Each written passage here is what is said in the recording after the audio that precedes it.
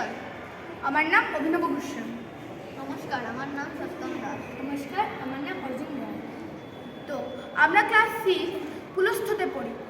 আমাদের বিদ্যালয়ের নাম সরস্বতী বিদ্যানিকেতন। তো আমরা একটি রিমোট কন্ট্রোল কুয়ো বানিয়েছি। কুয়োটি ইজিলি জল উঠানো আর নামানোর জন্য একটা মডেলটা আমরা বানিয়েছি, যেটা কি বলবো জলটা গ্রামের মানুষের জন্য কুয়ো দিয়ে জল ওঠানোর একটি খুব কষ্টের ব্যাপার হতো, তাই আমরা এরকম একটি মডেল বানিয়েছি যেটা দিয়ে রিমোট কন্ট্রোল দিয়ে ইজিলি জল উঠানো নামানো যায়। এখন আমরা একটা ডেমো দেখাবো।